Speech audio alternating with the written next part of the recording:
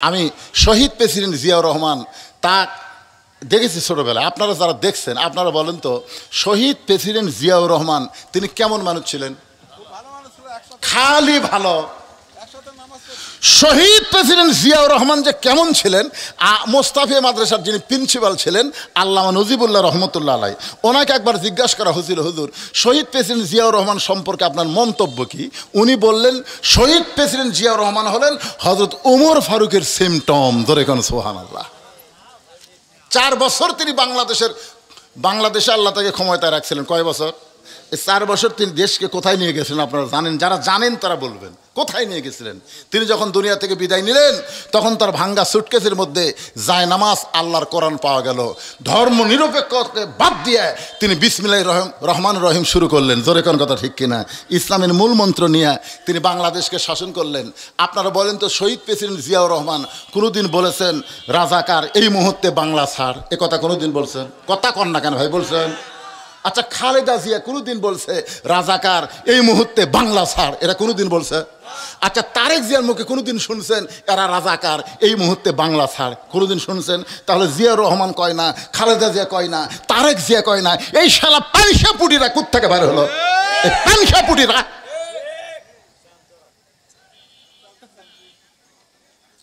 না, জিয়াউর রহমান উনি প্রধানমন্ত্রী বানাচ্ছিল একজন চিহ্নিত রাজাকার শাহজিজকে। যারা মুরব্বী আছেন চিন্তা করেন, শাহজিদুর রহমান প্রধানমন্ত্রী হলেন একটা রাজাকার।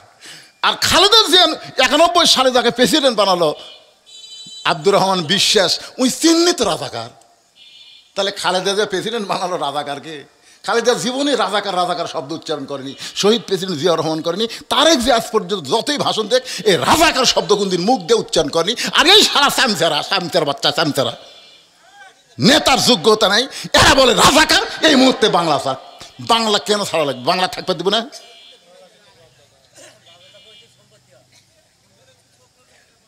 কিসের ফখরুল? ওলা কোয়ার টাইম আছে আমার। এটা শেষে বললাম হক কথাটা বলা লাগবে, এই জন্য বলে দিলাম। আমার কথা কি বুঝলেন? আমরা শহীদ প্রেসিডেন্ট জিয়াউর রহমানকে কলিজার থেকে বেশি ভালোবাসি, খালেদা জিয়াকে ভালোবাসি, তারেক জিয়াকে ভালোবাসি। ধরে কোন কথা ঠিক কেনা? আর তোমরা সব সুলসা পুটি হয়েছ, কি বললে কি বলো, কত ভাষা ঠিক নাই, বক্তব্যের ঠিক নাই, লেখাপড়া নাই, সব মূর্খ নেতা। জিয়াউর রহমানকে আদর্শ বুকে নিয়ে রাজনীতি করো, আল্লাহর কোরআনের শাসন চালু হবে। জোরে কোন কথা ঠিক কিনা? যারা ভাঙ্গা সুটকেসের মধ্যে কোরআন পাওয়া গেছে, জায়নামাজ পাওয়া গেছে, একটা ওয়াক্ত নামাজ যে জীবনে কাজা করেনি। আপনি সাতমাথা থেকে মহাস্থানে হেঁটে যাচ্ছেন, জিয়াউর রহমান ডিসিএসপি যারা হাঁটতে হাঁটতে সব পাতলা পায়খানা শুরু হচ্ছে, আর উনি খেলে মাছ করে যাচ্ছে। গোকুল যখন আইসে আসরের আজান দিল, উনি তখন কি করছেন? আজান শোনার সাথে সাথে মসজিদে এসে জুতা খুলে মসজিদে গিয়ে তিনি সুন্নতের নিয়ত করলেন। সবাই চিন্তা করলো, কে রে অজু? তার মানে বোঝা গেল উনি সর্ব অবস্থায় অজু অবস্থায় ছিলেন। জোরে কোন সুবহানাল্লাহ। এমন একটা মানুষের নামে দল করো আর তোমাকে দলের কোনো নীতি নাই। জামাত বিএনপি একসঙ্গে অন্যায়ের বিরুদ্ধে দীর্ঘদিন চেষ্টা করেছে। ধরে কোন কথা ঠিক কিনা? আমি জামাতকে বলবো বিএনপি জামাতকে যে সুযোগ দিছে, জিয়াউর রহমানই তো বাংলাদেশে জামাত ইসলামকে রাজনীতি করার সুযোগ দিছে। ধরে কোন কথা ঠিক কিনা? খালেদা জিয়াই তো জামাত ইসলামকে তাদের 2টা মন্ত্রী বানাচ্ছে। এখন তোমরা ভিন্ন হয়ে যা ইচ্ছা তাই বলতে পারো না। বিএনপিকেও বলবো তোমরা ভিন্ন হয়ে যা ইচ্ছা তাই বলো না, মিলেমিশে আমরা রাষ্ট্র চালাবো, হাসিনা যেন আর ফিরে আসবার না পারে। জোরে কোন কথা ঠিক না? এই 13ই নভেম্বর হাসিনার স্বপ্ন দেখতেছ, আজকে হচ্ছে 10 তারিখ, 13 তারিখে কি যেন একটা করবি, তাহলে ঢুকে দেখ চাপা ভেঙ্গে দিবি। জোরে কোন কথা ঠিক না? হায় হায় রে, সব আবার আসবে যাচ্ছে। আবার এরকে 5ই আগস্টের কথা মনে নাই, আবার আসবে আসতেছে না। আমরা সবাই মিলেমিশে থাকবো, আমাদের মধ্যে কোনো ফেতনা চলবে না। জোরে কোন কথা ঠিক কিনা? আলী বলতেছেন, ফাতেমা ডান হাতে আল্লাহর কোরআন তেলাওয়াত আর বাম হাতে জাতা ঘোরান দেখতেছিলাম। ও ফাতেমা, কত কষ্ট করে তুমি সংসার করতেছ, এটা ঘরের মধ্যে না ঢুকলে তো আমি বুঝতে পারতাম না। ফাতেমা বলতেছে, আল্লাহর কোরআন তেলাওয়াত বাদ দিয়া আপনি হঠাৎ কেন ঘরের মধ্যে ঢুকলেন? কোরআন পড়তে পড়তেই কি আপনার বইয়ের কথা মনে হয়েছে? আলী বলেন, ফাতেমা কোরআন পড়তে পড়তে তোমার কথা মনে হয় নাই, কিন্তু হোসাইন তোমার ঘরের মধ্যে ঢুকতে চাইছিল। আমি হোসাইন হোসেনকে আল্লাহর কোরআন শরীফ দিয়া আমি তোমার ঘরের মধ্যে ঢুকেছি। সঙ্গে সঙ্গে ফাতেমা বলতে, স্বামী গো, ওই বাবা হলো সবচাইতে বড় ভাগ্যবান যার মাসুম বাচ্চার হাতে থাকবে আল্লাহর কোরআন। সুবহানাল্লাহ, জোরে কন। ফাতেমা বলতেছে ওই বাবা মা হলো সবচাইতে বড় ভাগ্যবান যার বাচ্চার হাতে থাকবে কি? হোসেনের হাতে কি আছে? আজকে আপনাদের হোসেন মার্কা বাচ্চাদের হাতে কি দিছেন?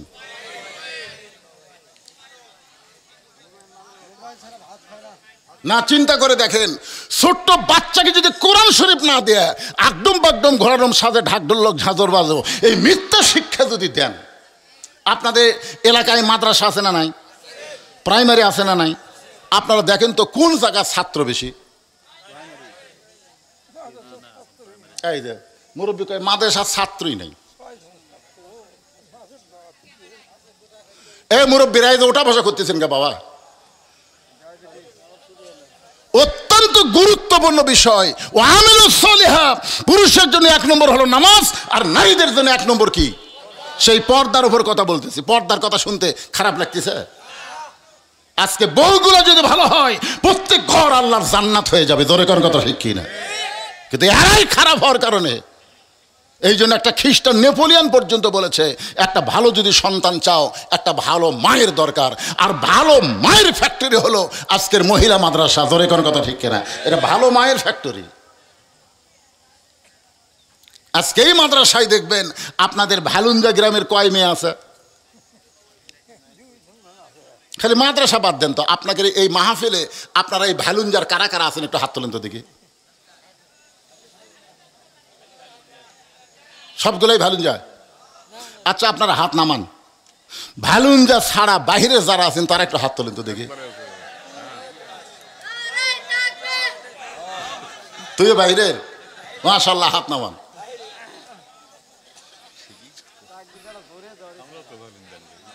আপনারা ভালুঞ্জা না?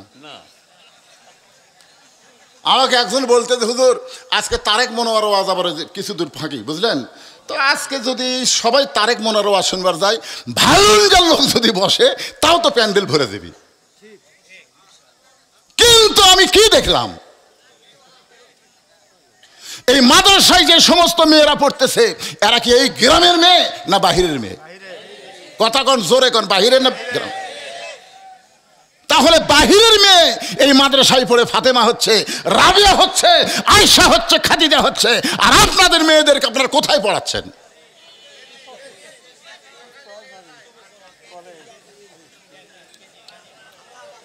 সূরা আসরের 4টা বিষয় আমি আপনাদের শোনাবো। জোরে বলেন কয়টা? এ পর্যন্ত 2টার মধ্যে আলোচনা চলতেছে। এরপরে মারাত্মক আলোচনা হলো ওয়াতাওয়াসাউ বিল হক। 4 নম্বর হলো তাওয়াসাউ বিস সবর। এই 4টি বিষয় যদি আমরা আমল করতে পারি, তাহলে আমরা ক্ষতির মধ্যে পড়ব না। আল্লাহ বিনা হিসাবে আমাদেরকে জান্নাত দিয়ে দিবে। ফাতেমা তাহলে কি বলতেছে? ওই বাবা মা হলো সবচাইতে বড় ভাগ্যবান যার শিশু বাচ্চার হাতে থাকবে, আরো জোরে বলেন, শিশু বাচ্চার হাতে থাকবে আল্লাহর কোরআন। এখন আপনাদের যাদের শিশু বাচ্চা আছে, আপনারা আগামী কাল থেকে হাতত কি দেওয়ার নিয়ত করছেন? হ্যাঁ, মোবাইল দিবেন? আপনারা কি ভাগ্যবান বাবা হতে চান না? ভাগ্যবান বাবা হতে চান? ওই যে একজন হাত তুলে বলেছে আমি চাই। মনে কষ্ট নিয়েন না বাজান, মনে কষ্ট নিয়েন না। হয়তো ভাবতেছেন হুজুর আমার ছেলেগুলো তো সব বড় হয়ে গেছে, আমার তো শিশু বাচ্চাই নাই। আপনার শিশু বাচ্চা না থাকলে আপনার নাতি আছে। যেরকম আছে না নাই? আপনার নাতি যদি না থাকে আপনার নাতনি আছে। এই মহিলা মাদ্রাসায় আপনার নাতনিকে ভর্তি করে দিবেন। আপনি যদি মনে করেন আমি ধনী মানুষ, মাদ্রাসায় পড়ে গরিব মানুষ, এটা কখনোই মনে করবেন না। আল্লাহ রাসূল বলেছেন খায়রুকুম মান তাআল্লামাল কোরআনা ওয়া আল্লামা। ওই ব্যক্তি হলো সবচাইতে দামি সম্মানী যে আল্লাহর কোরআন পড়ে এবং অপরকে কোরআনের শিক্ষা দেয়। এই হাদিস কারা কারা বিশ্বাস করেন? আল্লাহকে একটু হাত দেখান তো দেখি। লিল্লাহি তাকবীর। আলী বলতেছেন, ফাতেমা তোমার হোসেনের হাতে আল্লাহর কোরআন দিয়া আমি ঘরের মধ্যে ঢুকলাম। ফাতেমা বলতেছে, হোসেন কেন দরজায় এসেছিল? বলে, কতকগুলো মেয়ে মানুষ দরজায় দাঁড়িয়ে আছে, তোমার সঙ্গে একটু দেখা করবার চাই, একটু গুরুত্ব দিয়ে মনোযোগ দিয়ে শুনবেন। কতকগুলো মেয়ে মানুষ দরজায় দাঁড়িয়ে আছে, তারা তোমার সঙ্গে দেখা করবার চাই। তুমি যদি দরজা খোলার অনুমতি দাও তাহলে মেয়েগুলো এসে তোমার সঙ্গে দেখা করবে। সঙ্গে সঙ্গে ফাতেমা চোখের পানি নিয়ে বলতে, স্বামী গো, মেয়েরা আমার সঙ্গে দেখা করবে, আমার কোনো আপত্তি নাই, কিন্তু আপনাকে কষ্ট করে পর্দার ব্যবস্থা করা লাগবে। এখান থেকে বোঝা গেল পর্দার ব্যবস্থা করা এটা সহজ না। এটা কি জোরে কেন? এটা কি? আলী মুচকি মুচকি হাসে। ফাতেমা বলে, হাসেন কেন? বলে, হাসার কারণ হলো মেয়েরা তোমার সঙ্গে দেখা করবে, মেয়েরা মেয়ের সঙ্গে দেখা করবে, এখানে আবার পর্দা কি? ফাতেমা বললেন, আপনি জ্ঞানের সম্রাট হবার পারেন, আপনি জ্ঞানের রাজা হবার পারেন, কিন্তু পর্দা বিষয়ে আপনি আমার চাইতে কম জানেন। যেই কইছে আপনি জ্ঞানের সম্রাট হবার পারেন, হযরত আলী যে জ্ঞানের সম্রাট, এ ব্যাপারে আপনাদের সন্দেহ আছে নাকি? আল্লাহ রাসূল যখন মদিনার প্রেসিডেন্ট ছিলেন, ওই সময় শিক্ষামন্ত্রীর নাম ছিল হযরত আলী। কি মন্ত্রী? আবু বকর রাদিয়াল্লাহু যখন মদিনার খলিফা ছিলেন, ওই সময় শিক্ষামন্ত্রী হলেন হযরত আলী। উমর ফারুক যখন মদিনার খলিফা ছিলেন, ওই সময় শিক্ষামন্ত্রী হলো হযরত আলী। ওসমান গনি যখন মদিনার খলিফা ছিলেন, ওই সময় শিক্ষামন্ত্রী হযরত আলী। জোরে কেন সুবহানাল্লাহ? মানে খলিফা পাল্টাছে কিন্তু শিক্ষামন্ত্রী পাল্টায়নি। আজকে আমাদের বাংলাদেশের শিক্ষামন্ত্রীর খবর কি? রাসূল বলেছেন, আনা মাদিনাতুল ইলমে ও আলী ও বাবুহা, আমি হচ্ছে ইলমের শহর, আলী হচ্ছে তার দরওয়াজা। জোরে কোন আল্লাহু আকবার। ফাতেমা বলতে, স্বামী গো, আপনি জ্ঞানের সম্রাট হবার পারেন, কিন্তু পর্দা বিষয়ে আপনি আমার চাইতে কম জানেন। আলী বলতে, ফাতেমা পর্দা বিষয়ে তুমি আমার চাইতে বেশি কি জানো, শুনতে চাই। ফাতেমা বললেন, তাহলে আপনি বসেন, আপনি বসেন, আমি হব বক্তা, আপনি হবেন শ্রোতা। জোরে কোন সুবহানাল্লাহ। আলী কি বলেছেন, ফাতেমা পর্দা বিষয়ে তুমি আমার চাইতে বেশি জানো, আমি তোমার কাছে শুনতে চাই। তাহলে বোঝা গেল যে বেশি জানে তার কাছে শোনার দরকার আছে না নাই? ফাতেমা বলতেছেন, তাহলে আপনি বসেন, আমি হলাম বক্তা, আপনি হলেন শ্রোতা। এবার ফাতেমা বক্তা হয়ে হযরত আলীকে পর্দার ওয়াজ শোনাবেন, আলী শুনবেন। আমিও ফাতেমার পক্ষ থেকে আপনাদের সামনে পর্দার ওয়াজ করব, আপনাকে শুনবেন। কারা কারা শুনবেন আল্লাহকে একটু হাত দেখান। শোনা লাগবে ভাইজান, না শুনলে আমাদের সমাজ সংসার নষ্ট হয়ে যায়। হাত টান টান করে তোলেন না কেন? লিল্লাহু তাকবীর। হাত নামান। যে সমস্ত লোকেরা ওঠা বসা করতেছে, আমার কোনো সমস্যা নাই, আফসোস নাই, কিন্তু আপনারা এই গুরুত্বপূর্ণ বিষয় শুনতেছেন না, না শোনার কারণে আপনারা আটকা পড়ে যাবেন। এবার হযরত আলী বসে গেছে। ফাতেমা বলতে, স্বামী গো, আপনি মনে কষ্ট নেবেন না, আপনি গুরুত্ব দিয়ে শোনেন। যে কয়টা মেয়েরা দরজায় দাঁড়িয়ে আছে তাদেরকে কি আপনি চিনেন? যে কয়টা মেয়ে আমার সঙ্গে দেখা করবে আপনি কি তাদের চিনেন? আলী কিন্তু চমকে উঠছে। ফাতেমা এমন প্রশ্ন করছে, যদি বলতো যে কয়টা মেয়ে দরজায় দাঁড়িয়ে আছে আপনি কি তাদের সম্পর্কে জানেন, তাহলে কিন্তু সহজ। কিন্তু যখনই বলেছে আপনি কি তাদের চিনেন, আচ্ছা আমি যদি আমার বউয়ের কাছে বলি, আমার ছোট ভাইয়ের বউ খুবই সুন্দরী, আমি চিনি, আর বউ এক বাক্যে বলবে, আপনি লুচ্চা, আপনি লুচ্চা। কারণ আপনার ছোট ভাইয়ের বউ আপনি কিভাবে চিনেন? তার মানে আপনি দেখছেন ছোট ভাইয়ের বউ দেখা বড় ভাইয়ের জন্য জায়েজ আছে, এখন জায়েজ আছে। তাহলে ফাতেমা কি প্রশ্ন করেছে, যে কয়টা মেয়ে দরজায় দাঁড়ায় আছে আপনি কি তাদের চিনেন? আলী বলতেছেন, ফাতেমা দুনিয়াতে একটা মাত্র মেয়েকে আমি চিনি, সেই মেয়েটা হলো আমার হাসান হোসেনের মা। এই ফাতেমা ছাড়া দুনিয়ার কোনো নারীকে আমি চিনি না। ফাতেমা খুশি না বেজার? ফাতেমা দৌড়ে গিয়ে স্বামীর কপালে একটা চুমাতে বললেন, স্বামী গো, যে কয়টা মেয়ে আমার সঙ্গে দেখা করবার চায় এ সব মেয়ে ভালো, কিন্তু একটা মেয়ে যদি বেপর্দা হয়, যে কয়টা মেয়ে দরজায় দাঁড়িয়ে আছে সব মেয়ে হলো পর্দানিশী, কিন্তু একটা মেয়ে হলো বেপর্দা। মনে করেন সব মেয়ে ভালো, একটা মেয়ে বেপর্দা। এখন আপনি বলেন, ওই বেপর্দা নারী যদি পর্দানিশী নারীদের সঙ্গে আমার ঘরের মধ্যে ঢোকে আর আমাকে যদি সরাসরি দেখে আর বাইরে গিয়ে যদি পরপুরুষের কাছে বলে দেয়, ফাতেমার চোখের ভুরু এইরকম, ফাতেমার নাকের সাইজ এইরকম, ফাতেমার মুখের চেহারা এইরকম, তাহলে আপনি বলেন আমি এত কষ্ট করে পর্দার মধ্যে থাকলাম, একটা বেপর্দা নারীর কারণে আমি পর পুরুষের কাছে প্রচার হয়ে গেলাম, আপনি কি চান এইটা আমি চাই? আলী বললেন ফাতেমা এই চিন্তা আমি কোনোদিন করি নাই। ফাতেমা বললেন শোনেন, একটা পর্দানিশী নারীর জন্যে একটা বেপর্দা নারীকেও পর্দা করা লাগবে। কথা কন না কেন ভাইজান? আজকে সমাজের মধ্যে যত অন্যায় অবিচার হচ্ছে এগুলো কিন্তু বেপর্দা নারীদের কারণেই হচ্ছে। জোরে কথা কন না কেন? কেমন পর্দা ফাতেমার! আমার মায়েরা যারা পর্দার অন্তরালে একটু মনোযোগ দিয়ে শোনেন। গভীর রাত্রে হযরত আলীকে বুকের মধ্যে নিয়ে ফাতেমা ছোট বাচ্চার মতন কাঁদতেছে। আলী বলে ফাতেমা কান্দার কারণ কি? ফাতেমা বলে আমি সবসময় আল্লাহর কাছে দোয়া করেছিলাম, আল্লাহ আমার দোয়া কবুল করেছে। আলী বলে ফাতেমা দোয়া কবুল করা হলো আনন্দের কারণ, তুমি কেন কাঁদতেছো? ফাতেমা বলে স্বামী গো কি দোয়া করেছে আপনি কি শুনবেন না? আলী বলেন ফাতেমা কি দোয়া করেছো? ফাতেমা বললেন সবসময় দোয়া করেছে আল্লাহ যেই ফাতেমা পর্দার মধ্যে থাকবে এই ফাতেমাকে যেন আল্লাহ পর্দার মধ্যে মৃত্যু দিয়ে দেয়। আল্লাহ তাআলা আমার দোয়া কবুল করেছে, আমার মৃত্যুটা পর্দার মধ্যে হবে। আলী বলে ফাতেমা যে পর্দার মধ্যে থাকে তার মৃত্যু পর্দার মধ্যে হবে, এতে আবার কান্দার কারণ কি? ফাতেমা বলে স্বামী গো এই মৃত্যুটা কবে হবে এইটা কি আপনি শুনবেন না? আলী বলে ফাতেমা দুনিয়ার কোনো মানুষ মৃত্যুর খবর বলতে পারে না। ফাতেমা বলতেছে আল্লাহ যদি জানায় তাহলে কি জানবে না? আলী বলতেছে আল্লাহ জানাইলে অবশ্যই জানবে। ফাতেমা বলতেছে তাহলে শোনেন আজকের গভীর রাত্রে ফাতেমার মৃত্যু হবে। গাছের কোড়া কাটলে গাছটা যেমন পড়ে যায় হযরত আলী তেমনি পড়ে গেলেন ঘরের মাজায়। ফাতেমার স্বামীর মাথাটা উরাতের উপরে নিয়ে মুসকে মুসকে হেসে স্বামীর কপালে চুমা দিয়ে বলে স্বামী গো যাআত সাকারাতুল মাউত হাক্কুন, প্রত্যেকটা মানুষের জীবনে মৃত্যু হক। এই দুনিয়াতে যারা এসে তাদের সবাইকে যাইতে হবে। আমরা যারা এখানে আজকে ওয়াজ শুনতেছি ভাইজান মন চাচ্ছে চলো বাড়িতে যাই, কিন্তু আপনি বাড়িতে যাচ্ছেন না, প্রতি ধাপে ধাপে আপনার হায়াতকে অতিক্রম করে আপনি কবরের দিকে হাঁটতেছেন। জোরে গান কথা ঠিক কি না? একটা গান শুনছিলাম ছোটবেলায়, সবাই বলে বয়স বাড়ে আমি বলি কমে রে। এই গান শোনেন না আপনারা? আপনারা বলেন তো আমাদের দিন দিন বয়স বাড়তিছে না কমতিছে? তার মানে আমরা বাড়িতে যাচ্ছি না, আমরা বগুড়া শহরে যাচ্ছি না, আমরা শ্বশুর বাড়ি যাচ্ছি না, আমরা জামাইয়ের বাড়ি যাচ্ছি না, আমরা আমাদের হায়াতকে অতিক্রম করে প্রত্যেক ধাপে ধাপে আমরা কবরের দিকে হাঁটতেছি। জোরে কোন কথা ঠিক কিনা? আজকে কত বড় সাহস! সূরা আসরের ওয়াজ শুনতে শুনতে লাফ দিয়ে উঠতেছেন। কুটি যাবেন? আপনি যাবেন কোথায়? বাড়ি যাবেন? আল্লাহ যদি চায় আপনাকে বাড়িতে না নিয়ে হাসপাতালে নিবার পারে। জোরে কোন কথা ঠিক কিনা? অনেক লোক এরকম তড়িঘড়ি করে মোটর সাইকেল না বাড়ির দিকে যাওয়ার চাই, কিয়ামত যায় এমন অ্যাক্সিডেন্ট করা করছে উনি আর বাড়ি যাবে ভুট ভুটিত করে হাসপাতাল নিয়ে যাচ্ছে। সূরা আসরের 4টা বিষয় আমাদের শুনতে হবে। জোরে কোন কথা ঠিক কিনা? 2 বিষয়ের বড় হচ্ছে লাভ দিয়ে উঠতেছেন কেন? ওয়াতাওয়াসাউ বিল হক শুনবেন না আপনারা?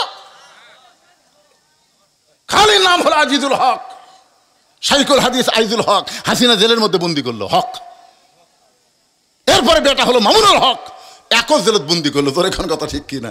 হকের ঠেলা আছে ভাই। কুল জাল হাক্কু ওয়া যাহাকাল বাতিল ইন্নাল বাতিলা কানা যাহুকা। এই হকের উপর একটা ফাটাফাটি ওয়াজ হবে। জোরে কর কথা ঠিক কিনা? ও আমিলুস সালেহ ওয়াজ শুনতে শুনতে লাভ দটেন কেন? কি আমার কথা কি বুঝবার পারতেছেন না? কি খারাপ লাগতেছে? চলবি তো এ মাঝখান থেকে লাভ দেওয়া ওঠে কারা? সবার জন্য ওয়াজ শুনতে হবে। 2-1 জন শুনবেন বাদ বাকি শুনবেন, এটা চলবে না তো। একটু মনোযোগ। কিসের পানি বদলাবি?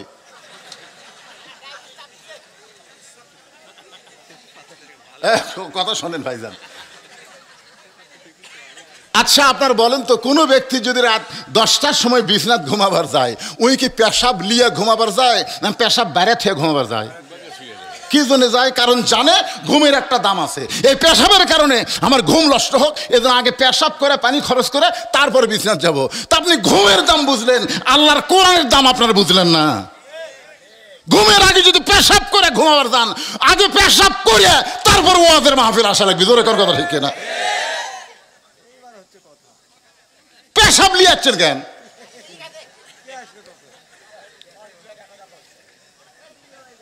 না বেশি লোক না, 2-4 জন উঠছে, এতে আমার খারাপ লাগতেছে। কারণ বর্তমান প্রেক্ষাপটে যেই কথা দরকার আমি সেটাই বলতেছি। দরকার ঠিক কিনা ভাইজান? কি শুনবেন? সূরা আসরের তাফসীর শোনেন। এখন কি বুঝতেছেন? ফাতেমার স্বামীর মাথাটা উরাতের উপরে নিয়ে কবলে একটা চুমাতে বললেন, স্বামী গো, এই দুনিয়া থাকার জায়গা না, যারাই এসেছে সবাইকে যাইতে হবে। আমার কথা শুনে আপনি এমনভাবে পড়লেন কেন? আপনাকে 2 দিক দিয়ে আমি জানি। একটা হলো আপনি আসাদুল্লাহিল গালিব, একটা হলো আনা মাদিনাতুল ইলমি ওয়া আলী ওয়া বাবুহা। একটা হলো আপনি জ্ঞানের সম্রাট, আর একটা হলো আপনি বীরের বীর। বউ মরার কথা শুনে আপনি যেভাবে পড়ে গেলেন, তার মানে বোঝা গেল আপনার বীরত্বও নেই, আপনার জ্ঞানও নেই। কি মনে করতেছেন হযরত আলী কি ছোট বীর না বড় বীর? ছোট জ্ঞানী না বড় জ্ঞানী? তাহলে বউ মরবি এ কথা শুনে পড়ে গেল। তার মানে আপনি কি জানেন না দুনিয়া থাকার জায়গা না, আসলে যাওয়া লাগবেই। 3 তলা বানাচ্ছেন, 4 তলা বানাচ্ছেন, মনে করতেছেন কি হইল রে? কি হচ্ছেন আপনি? মসজিদের খাটনি আপনার বাড়ির আঙ্গিনা চলে আসবে। চেয়ার পাওয়ার পরে আমাদের বাংলাদেশে কতগুলো বলছিল না, 41 সালে হামাক নামাইকে, 41 সালের আগে হামাক নামাইকে। আল্লাহকে 41 লাগবি না, 24 সালে তো গোষ্ঠী শুদ্ধ বাইর করে দেবো। জোরে কোন কথা ঠিক কিনা? কি অহংকারী কথা! উঠপার পারেন, টেজত উঠপার পারে না, 2 জন টানে তোলে আর 2 জন পাশার তেলা মারে। তারপরে টেজত কোনো মতে আসে মাইক পায়া কয় খেলা হবে, খেলা হবে। কেরে পাগলা, খেলবার গেলে মাজার বল থাকা লাগবে। জোরে কোন কথা ঠিক কিনা? তোর মাজা ভাঙ্গা, তুই খেলবার চাস কেন? এটা ওয়াতাওয়া সাওবিল হকের কিছু কথা বললাম, মানে হকের উপর ওয়াজ যাচ্ছে। এখন সবচাইতে বড় হক জাত সাকারাতুল মাউতু হক্কুন। আমাদের সকলের জীবনে মৃত্যু আছে না নাই? কখন না আপনাকে মনে হচ্ছে কখন হবে? ভাব দেখে বোঝা যাচ্ছে 2-4 বছরের মধ্যে হচ্ছে না। একটা গান কই কব, এটা গান না, এটা একটা গজল। কিন্তু যেদিন ডাক পড়িবে কবর মাঝে যাইতে, জোগাড় কিছু করছো বন্ধু তার মাঝে বিছাইতে। এই গানটা যখন শুনি আমার চোখ দিয়ে দর দর করে পানি আসে। কিন্তু যেদিন, কিন্তু যেদিন মানে কোন দিন সেইটা বলে নাই, যে কোনো সময় আমাদের ডাক পড়বে। কিন্তু যেদিন ডাক পড়িবে কবর মাঝে শুইতে, জোগাড় কিছু করছো বন্ধু তার মাঝে বিছাইতে। ডানে কবর বামে কবর, খেয়াল করে দেখেন, ডানে কবর বামে কবর, নিচে কবর আছে যে, ওপর দিকে ছায়া দেখো বাঁশের ছাউনি দিছে কে। এমন আজাব দিবে রে ভাই কবরের ওই মাটিতে, গলা ফেটে রক্ত ঝরবে চিৎকারের ওই চোটেতে। ওগো স্বামী, আপনি এমন করে পড়ে গেলেন, আপনি একজন বীরের বীর, একজন জ্ঞানের সম্রাট হইয়া আপনি কি জানেন না এই দুনিয়া থাকার জায়গা না, আসলে যাইতে হবে। ওগো স্বামী, আমি ফাতেমা যখন মরে যাব আমার 3টা চাওয়া আপনাকে পুরা করা লাগবে। আলী কান্দার বলে, ফাতেমা, দুনিয়ার জীবনে গরিব ছিলাম বলে তুমি কিছুই চাইলা না। আপনারা বলেন তো হযরত আলী ধনী ছিল না গরিব ছিল? গরিব ছিলাম বলে তুমি কোনোদিন কিছুই চাইলা না। আজকে মৃত্যুর সময় তুমি কি চাইবা ফাতেমা? ফাতেমা বলে, স্বামী গো, আমার 1 নম্বর চাওয়া হলো রাতের অন্ধকারেই আমাকে দাফন করা লাগবে। রাতের অন্ধকারে মৃত্যুবরণ করব, আর দিনের আলোতে আমাকে দাফন করবেন, আমার পর্দার খেলাপ হয়ে যাবে। রাতের অন্ধকারেই আমাকে দাফন করবেন। ওগো স্বামী, আমার 2 নম্বর চাওয়া হলো আমার কোনো জানাজার ব্যবস্থা করবেন না, আমার কোনো জানাজার ব্যবস্থা করবেন না। আমার 3 নম্বর চাওয়া হলো আমার লাশটা কিন্তু খাটনিতে তুলবেন না, কারণ 4 জন পুরুষ মানুষ ফাতেমার খাটনি কান্দে নেবে, এমন 4টা পুরুষকে আমি ফাতেমা খুঁজে পাইলাম না। আজকে যদি আমার বাবা দুনিয়াতে থাকতো, মরা মেয়ের লাশের খাটনি বাবা কান্দে নিবার পারতো। আমার হাসান হোসেন যদি বড় হইতো, মায়ের লাশের খাটনি কান্দে নিবার পারতো। ওগো স্বামী, আমার খাটনি কান্দে নেওয়ার মতন কোনো মানুষ দুনিয়াতে নাই। আপনি আমার লাশটা কান্দে করে নিয়ে ওই জান্নাতুল বাকির পূর্ব কোণায় সবুজ রঙের একটা বাতি জ্বলবে, ওই বাতি বরাবর আমাকে দাফন করবেন। আপনি যদি আমার কবর খুঁড়তে কষ্ট হয়, তাহলে আপনার কোনো বন্ধুরে বলবেন সে যেন ফাতেমার কবর গোপনে খনন করে দেয়। আবু যর গিফারি কবর খনন করতেছে, এক সময় আবু যর গিফারি আবেগে বলতেছে, ও কবর, তুই কি জানিস রে তোর মধ্যে গভীর রাত্রে এমন একজন মহিষী নারীকে রাখা হবে, আল্লাহর নবী তাকে মা বলে সম্মান দিয়েছে। এ কবর, খবরদার বেয়াদবি করবি না। তুই কি জানিস রে কবর এমন একজন বিবিকে রাখা হবে যার স্বামী আসাদুল্লাহ আলী, হযরত আলী। খবরদার কবর বেয়াদবি করিস না। এই কথা বলে আবু যর গিফারি কোদাল মারার পরে বলে, কবর রে সাইদুস শাবাবি আহলিল জান্নাহ, জান্নাতি যুবকদের সর্দার হাসান হোসেনের মাকে কবরে রাখা হবে। খবরদার কবর বেয়াদবি করিস না। এই কথা বলে যখন আবার কোদাল মারতে চায়, হঠাৎ কবরের মধ্য থেকে শব্দ আসতেছে।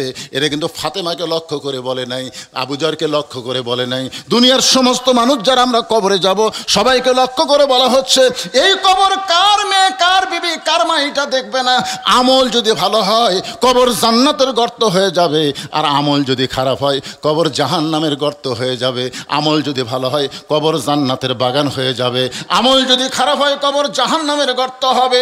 এই শব্দ শোনার পর আবু যর গিফারি আর কোদাল মারতে পারে নাই, কোদাল ফাইলা দিয়া পাগল হয়ে যখন পালায়ে গেছে, এমন সময় হযরত আলী দুই সন্তানের মাঝখান থেকে লাশটা নিয়ে ফাতেমারে কান্দে করে জান্নাতুল বাকির পূর্ব কোনায় সবুজ রঙের বাতির কাছে গিয়ে দেখে আবু যর কোদাল ফাইলা দিয়ে চলে গেছে। হযরত আলী ফাতেমাকে দাফন করলো। একা একা দাফন করার পরে আল্লাহর কাছে বলতেছে, আল্লাহ এই মুহূর্তে যদি আমি বাড়িতে যাই, আমার হাসান হোসেন ঘুম থেকে চেতন পাওয়ার পরে যদি জিজ্ঞাসা করে, বাবা যে মা আদর করে আমাদেরকে ঘুমাই দিল, মাঝখানে সেই মা এখন কোথায় গেল? আমি যদি বলি তোমাদের মা খবরে গেছে, তোমাদের মা মারা গেছে, তখন দুইটা সন্তান আমাকে বলবে, বাবা আমাদের মাকে কোথায় কবর দিলেন?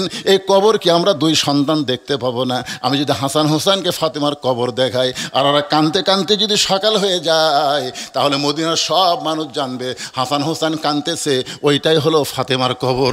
আমার ফাতেমাকে গোপনে তাহলে কবর দিয়ে লাভটা কি হলো? এই কান্দের পরে হযরত আলী তাকায় দেখে সামনে কয়েকটা পুরাতন কবর দেখা যায়।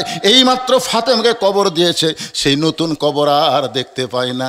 আলী কান্দের বলে, ফাতেমার কবর কোথায়? ফাতেমার কবর। কে যেন ডাকতে বলে, আলী রে আমি আল্লাহ জোহরা ডিগ্রি দিয়া ফাতেমার কবরটাকে কিয়ামত পর্যন্ত পর্দা করে দিয়েছি। ওগো স্বামী, তাহলে আপনি বলেন, যে মেয়ের আমার সঙ্গে দেখা করবে ওদের মধ্যে একটা যদি বেপর্দা নারী থাকে, তাহলে ফাতেমার পর্দার খেলাফ হয়ে যাবে। এখান থেকে প্রমাণ হলো পর্দানিশী নারীরা বেপর্দা নারী থেকেও পর্দা করবে। পুরুষের জন্য 1 নম্বর হলো নামাজ, আর নারীদের জন্য 1 নম্বর হলো পর্দা। ওয়া আমিলুস সলিহা। আমি নেক আমলের ওয়াজ শেষ করলাম। এবার 3 নম্বর বিষয় হলো ওয়াতাওয়াসাউ বিল হক। হক কথা বলা লাগবে। আচ্ছা, হক কথা যদি বক্তা বলে আপনার কি বিশ্বাস করবেন? ওমা তুনফিকু মিন শাইইন ফি সাবিলিল্লাহি আফাইলাইকুম ওয়া আনতুম লা তুজলামুন। কোরআনের আয়াত, সত্য না মিথ্যা? বিশ্বাস করবেন? এই আয়াতের বাংলা অর্থ করলে আপনার বিশ্বাস করবেন? খালি বিশ্বাস করবেন, কিন্তু আমল না। কম করলে হবে না বাজান, কে করলো রে না? বিশ্বাস যদি করেন তাহলে আমি এ ওয়াতাওয়াসাউল হক শুরু করব, আর যদি না করেন আমার টাইম শেষ। কারণ 12টার পরে, এখন 12টা বাজতেছে, 12টার পরে তারিখ পরিবর্তন হয়ে যায়। জোরে কারণ ঠিক কিনা? আমি যেই তারিখে দাওয়াত নিয়েছি ওই তারিখ আর থাকবি না। আপনারা আমাকে ধরবার পারবেন না। আমি যদি বলি ভাই কয় তারিখে দাওয়াত দিছে, তখন বলবে হুজুর 10 তারিখে। এখন কয় তারিখ? তখন কই এখন তো 11। তাহলে আরবি বাদ দিয়ে আমি ইংরেজিটার দাওয়াত দিছি তোমাকে, আরবিটার দাওয়াত দেয় না। আরবির দাওয়াত খালি কম বেশি হয়, আরবির মাস প্রত্যেক মাস ঠিক মতো হয় না, ঠিক কেন? এখন এই জন্য বাংলা ইংরেজি আমি অবশ্যই শোনাবো, কিন্তু আপনাকেও এই যে পিছন দিক থেকে লটপট শুরু হয়ে গেছে। এই আয়াতের অর্থটা শোনেন। কোরআনের আয়াত মানে সত্য, এর মধ্যে কোনো সন্দেহ। আল্লাহ বলতেছেন, ওমা তুনফিকু মিন শাইইন ফি সাবিলিল্লাহি ওয়াফাইলাইকুম ওয়া আনতুম লা তুজলামুন। আল্লাহ রাস্তায় কেউ যদি দেয়, আল্লাহ বলেছেন আমি তাকে ফিরিয়ে দিই। সে যদি 10 দেয়, আমি আল্লাহ তাকে 100 দিই। আচ্ছা, আপনারা এটা বিশ্বাস করলেন? তাহলে আল্লাহ নবীর এই মহিলা মাদ্রাসায়, আমার মা বোনদের এই মাদ্রাসায় আপনাকে কিছু দেওয়া লাগবে ভাইজান। আনফুসে ওয়াসসামারাতি ওয়াবাশশিরিস সাবিরিন যা আদায় হয়েছে আলহামদুলিল্লাহ, এখন আবার বাকিও আর শোনেন। অতাওয়াসাউ বিল হক, এই শোনেন, মনোযোগ দিয়ে শোনেন, হক কথা বলা লাগবে, হক পথে চলা লাগবে। রাজি আছেন? হক কথা বলতে হবে, হক পথে চলতে হবে। হক কথা বলতে, হক পথে চলতে যদি নানা রকম বিপদ আপদ মুসিবত আসে, আল্লাহ বলেছেন ইন্নাল্লাহা মা'আস সাবিরিন, আমাদেরকে ধৈর্য ধারণ করা লাগবে। ধৈর্য ধারণকারীর সাথে কে থাকে? সবাই বলেন কে থাকে? সূরা আসরের 4 নম্বর বিষয় কি? অতাওয়াসাউ বিস সবর, ধৈর্য ধারণ নির্দেশ দেওয়া লাগবে। ধৈর্য ধারণ আমরা 15.5 বছর করছি, 15.5 বছর ধৈর্য ধারণ করেছি, আর সবসময় চেষ্টা করেছি এই ফ্যাসিস্ট হাসিনা থেকে আমরা মুক্তি চাই। বিএনপি বহু ধরনের চেষ্টা করলো, জামাত চেষ্টা করলো, প্রকাশ্যে পারেনি, গোপনে গোপনে করেছে। কিন্তু হঠাৎ আবু সাঈদ রংপুরের একটা ছেলে আর বসে থাকে নাই, অশান্তির আগুন কলিজার মধ্যে নিয়ে দাউ দাউ করে বাতিলের সঙ্গে আপোষ না করে হকের পক্ষে যখন 2 হাত বাড়ায় দাঁড়িয়ে গেল, আল্লাহ বলে রক্ত দেওয়া মাত্রই হাসিনার পতন শুরু হয়ে গেল। জোরে কোন ঠিক কিনা? আপনারা বলেন তো আবু সাঈদের খবর কি? কি ভালো? আচ্ছা, আবু সাঈদকে যখন প্রথম গুলি করলো, আবু সাঈদ কি বলছে? ও মারে বাবারে, আমার গুলি করছে রে, মারু দৌড়ে। দৌড় মারছে। আপনারা বলেন তো গুলি করার পরে আবু সাঈদ কি পিছন দিকে গেছে না সামনে গেছে? তাহলে একটা গুলি চামড়া ভেদ করে ভিতরে ঢুকলো, তাহলে তার কি হলো? ওই সামনে যায় কেন? আপনি চিন্তা করে দেখছেন, বুখারী শরীফে একটা হাদিস আছে যে আল্লাহ যাদেরকে শহীদ হিসেবে কবুল করে, শহীদের মৃত্যুটা কি রকম কষ্ট, একটা চিনি খাওয়া পিঁপড়া কামড় মারলে যেমন কষ্ট হয় তার চাইতে কম কষ্ট চিনি খাওয়া পিঁপড়া। চিনি খাওয়া পিঁপড়া বোঝেন? চিনি খাওয়া পিঁপড়া একটা না 10টা যদি আপনার কামড়ায়, আপনি মনে করবেন চুলকাই করে, মানে ব্যথা তো নাই, চুলকানি। তো 10টা কামড়াবে চুলকানি। তাহলে আবু সাঈদের শানে নবীর হাদিস যে সত্য, গুলি খাওয়ার পরে ও মারে বাবারে না কয়ে সামনে যায়, তার মানে বোঝা গেল গুলি ঢুকতেছে ঠিকই, কিন্তু ব্যথা লাগতেছে না। আবার গুলি করলো, আবার সামনে যায়, আবার গুলি যখন করলো, তখন 2 জন ছাত্র যায় আবু সাঈদকে যেই ধরলো, আবু সাঈদ টলে পড়লো, একটা শব্দ পর্যন্ত করলো না। এখান থেকে প্রমাণ হয়ে গেল বাতিলের বিরুদ্ধে হকের বিজয় শুরু হলো। জোরে কোন কথা ঠিক কিনা? কিন্তু এই গুলি খাওয়া পর্যন্ত অতাওয়াসাউ বিস সবর, সে ধৈর্য ধারণ করেছে। যে মায়ের কোনোদিন বাচ্চা হয়নি বিয়ে হওয়ার পরে এবার প্রথম বাচ্চা হচ্ছে, আপনারা বলেন তো এমনি এমনি বাচ্চা হয়? কি বলবো প্রসবের কথা, মা বিনে সেই ব্যথা কেউ তো বুঝিবে না। মাজন ঠেকিয়া সন্তানের দায়, অকালে মা মারা যায়, কেন সে মায়ের ভক্তি করো না। এমন দরদি ভাবে কেউ হবে না আমার মা গো। যখন প্রসব ব্যথা শুরু হয়ে গেছে, কোনোদিন তো হয়নি, এবারে প্রথম, ও মা রে বাবারে, এই জীবন রাখবো না রে, গলার দড়ি দিব, বিষ খামো। মানে কষ্টের ঠেলা কি করছে তার ঠিক নেই, গলার দড়ি দিবি, বিষ খাবি। ইতিমধ্যে দাদি নানি দৌড়ে যায় হাসতে হাসতে, দাদি নানি হাসতে হাসতে দৌড়ে যায়, ও ধাক্কা ঘরের মধ্যে, তাই কি করছে রে? কই দাদি এত ব্যথা হচ্ছে, এই জীবন আর রাখবো না, গলার দড়ি দিব, বিষ খামো। দাদি নানি কই পাগলি, তোর পায়ের তলে সন্তানের জান্নাত, তোর পায়ের তলে সন্তানের জান্নাত, পায়ের তলে সন্তানের জান্নাত হবি এমনি এমনি। অতাওয়াসাউ বিস সবর, ধৈর্য ধর। জোর করে নিয়ে যে নাতনিক শোয়ায় দিয়ে ঠান্ডা পানির মধ্যে নরম কাপড় চুবড়ে কপালে দিচ্ছে আর বলতেছে অতাওয়াসাউ বিস সবর, ধৈর্য ধর। ওই খালি এই তুই যে ওরে ওরে করতেছিস, এ রাস্তাতে মানুষ যাচ্ছে না? রাস্তার মানুষ যদি শোনে ওই বাড়ির একটা মেয়ে বাচ্চা হওয়ার সময় যা চিল্লি করলো, তোর লজ্জা নেই? তখন তাহলে ব্যথা হচ্ছে, কি কর্ম? দাঁতের ওপর দাঁত দিয়ে, দাঁতের ওপর দিয়ে কর, দাঁতের ওপর দাঁত দিয়ে। আর দাদি নানি খালি বলতেছে ধৈর্য ধর, ধৈর্য ধর, তুই একটা সন্তানের মা হবি, তোর পায়ের তলে সন্তানের জান্নাত হবে। ধৈর্য ধরেছে, আর কান্দিস না, রাস্তার মানুষ শুনলে তোর দুর্নাম করবে। এখন কত কষ্ট হচ্ছে, তারপরও যখন ধৈর্য ধারণ করেছে, অতাওয়াসাউ বিস সবর। এমন সময় দাদি ইশারা করছে, ধাইমা ধাত্রীমা থাকে, তা চোখ টিপি মারছে। তার মানে কি? চোখ টিপি মারে, মানে আমরা ধৈর্যের ওয়াজ করে এক্সারসাইজ করছি, এই সময় মারতাম। যেই বাচ্চাকে টান মারছে, সঙ্গে সঙ্গে মা কষ্টের যন্ত্রণায় বেহুশ হয়ে গেছে। সন্তান বের হয়ে মা মা বলে কাঁদতেছে, ম্যা ম্যা বলে কাঁদতেছে, কিন্তু ওই কান্নার সাউন্ড মায়ের কানে যায় না, মা বেহুশ অবস্থায় আছে। সন্তানকে গোসল করায়া যখন ধাত্রী ওই সন্তানকে দাদি নানির হাতে দেয়, দাদি নানি আস্তে করে মায়ের বুকের উপরে সন্তানকে রাইখা দেয়। যেই মাত্র সন্তান মায়ের বুকের উপরে, মায়ের কলিজার উপরে যখন সন্তানের দেহের পরশ পাইয়া মা হুঁশ ফিরে পাইছে, মা হুঁশ ফিরে পাইয়া সন্তানকে এক নজর দেখে ওই সন্তানকে মুখের কাছে নিয়ে এসে জিব্বা বের করে যখন চুমা খায়, দাদি নানি তিরস্কার করে বলে, এরই জন্যই তুই গলার দড়ি দিবার চাইলি, এর জন্য বিষ খাবার চাইলি, একে লাত্তি মারা ফেলে দে, আরে চুমা খাস না। মা তখন বলে, দাদি গো, প্রসব কষ্ট সহ্য করার পরে এমন একটা নিয়ামত পাইছি, এই নিয়ামত রে চুমু দেওয়ার সঙ্গে সঙ্গে আমার সব কষ্ট ভুলে গেছি।